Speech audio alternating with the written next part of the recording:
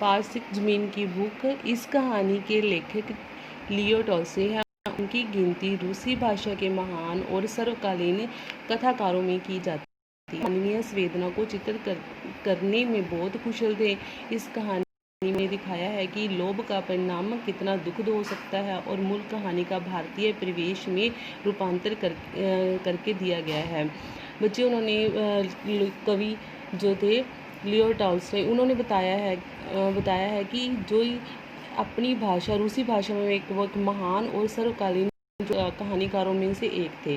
और उन्होंने बताया है कि मानवीय संवेदना को, कि मानवीय भावनाओं को अच्छी तरह से चित्रण किया गया है, कुशल बहुत अच्छी तरह से। इस कहानी में उन्होंने दिखाया है कि लोभ मीन लालच, परिणाम मीन नतीजा, कि कितना दुख मीन दुख देने वाला हो सकता है, कि इंसान का जो लालच का होता है मन में, उसका नतीजा बहुत दुख देने वाला होता है। यहाँ मूल कहानी का भाषा में रूपांतर करके दिया गया है। इस कहानीकार ने हमें ये बताया है कि जो है लोभ इंसान के मन में होता है, दुख भरा हो सकता है और दुख की ओर ले जा सकता है। दीना की साल था, उसके पास अपनी बहुत सी निजी जमीन थी जिस पर मेहनत से खेती करता था। अपनी लहराती फसल को देखकर उसका मन हर्ष से भर जाता था, लेकिन वह अपने पड़ोसियों से बहुत परेशान था। उसके पड़ोसी अपने जानवरों को उसके खेत में चरने के लिए छोड़ देते थे, जिससे उनका बड़ा नुकसान होता था। वह अपनी विनम्रता से पड़ोसियों को समझाता था, लेकिन उन पर कोई प्रभाव नहीं होता था।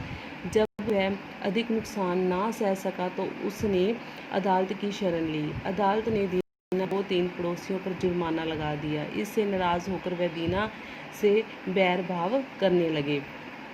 दीना किसान काफ़ी खुशहाल था, बहुत खुशहाल संपत्ति सब कुछ था उसके पास।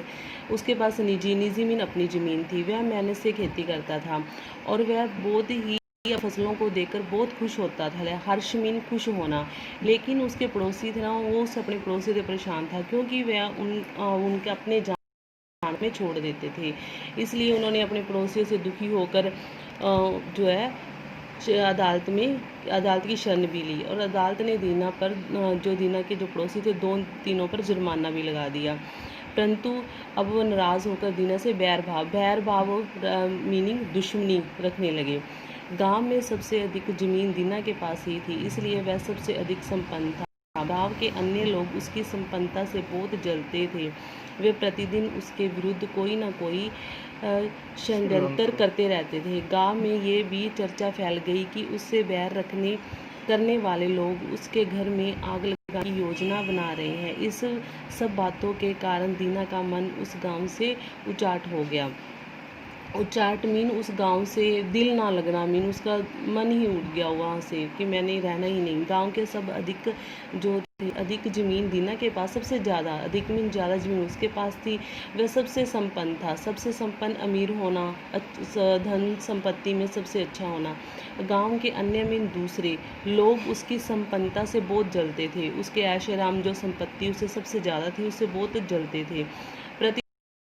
उसके विरुद्ध कोई ना कोई षड्यंत्र मीन कोई ना कोई चाल रचना उसके विरुद्ध करते रहते थे। गांव में ये भी चर्चा फैल गई कि उसके बैर मीन रखने वाले लोग, उससे दुश्मनी रखने वाले लोग उसके घर में आग लगाने की योजना बना रहे हैं, कि उसके घर में ही कोई फुट डालने की योजना बना रहे हैं। इस बात का मन गांव से उचाट हो गया, कि वहाँ उचाट मीन गांव में ना लगना मन।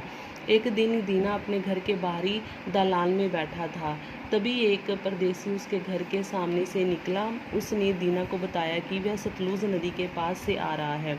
वहाँ एक नई बस्ती में बसने वाले हर परिवार को 20 एकड़ ज़मीन मुफ्त में मिल रही है, और बड़ी बात यह है कि वह ज़मीन यहाँ की ज़मीन से अधिक उपजाऊ है।